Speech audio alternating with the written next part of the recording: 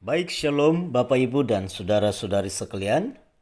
Hari ini saya mengajak kita untuk melihat satu tema yang sangat menarik, yaitu tentang superioritas Alkitab.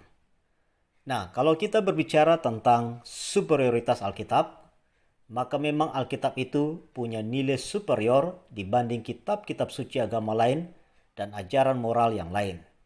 Mengapa Alkitab lebih superior?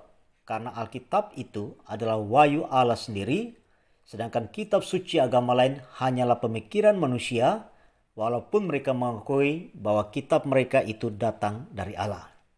Misalnya, dalam ajaran tentang kasih, Alkitab mengatakan, "Kasihilah musuhmu dan berdoalah bagi mereka yang menganiaya kamu." Matius 5 ayat 44.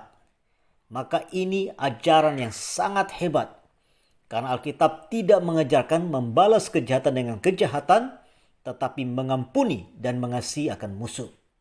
Alkitab mengatakan pembalasan itu adalah hak daripada Allah, Roma 12 ayat 19.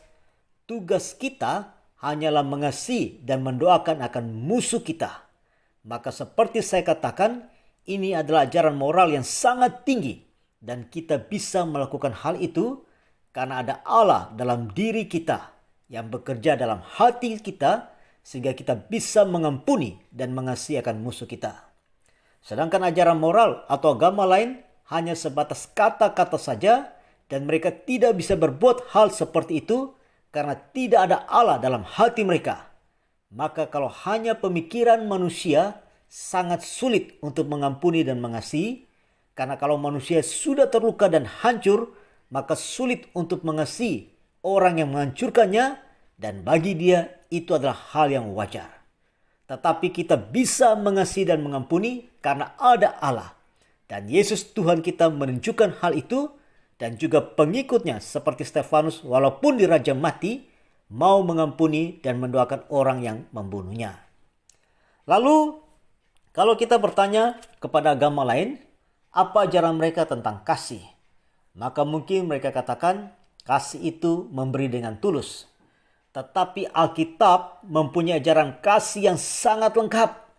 Alkitab katakan apa? Kasih itu sabar. Kasih itu murah hati. Kasih itu tidak cemburu. Kasih tidak memegahkan diri dan tidak sombong. Kasih tidak melakukan yang tidak sopan dan tidak mencari keuntungan diri sendiri. Kasih tidak pemarah dan tidak menyimpan kesalahan orang lain.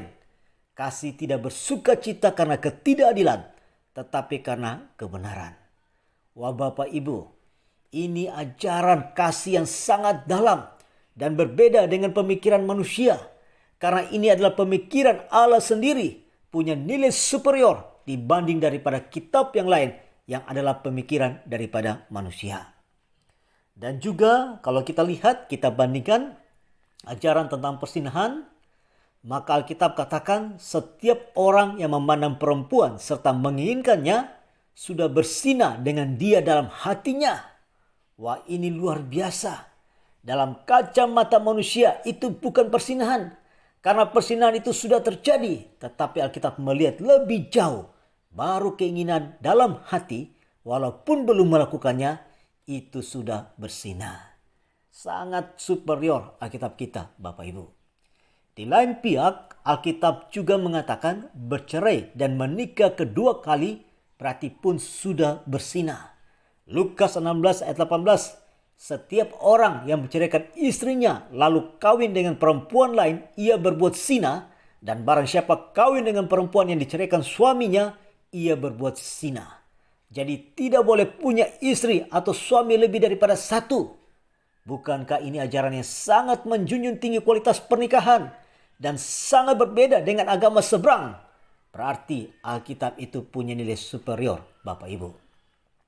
Juga hal yang lain, Alkitab adalah buku yang paling kuno. Tidak ada buku yang setua Alkitab, Bapak Ibu. Kitab Kejadian saja itu sudah berusia 3.500 tahun. Tetapi Alkitab tetap terpelihara sampai sekarang. Banyak orang yang menyerang Alkitab secara fisik, baik dibuang, dibakar, dan lain-lain. Tapi Alkitab itu tetap terpelihara walaupun sudah diserang selama ribuan tahun. Maka secara jelas menunjukkan bahwa Allah melindungi karangannya. Maka jelas Alkitab punya nilai superior karena Alkitab adalah firman Allah. Maka Alkitab punya kuasa karena firman Allah untuk merubah hidup kita. Dia bukan hanya sebagai buku yang hanya memberikan informasi, tetapi Alkitab punya kuasa, Bapak Ibu. Maka banyak orang yang bertobat hidup kudus karena membaca Alkitab.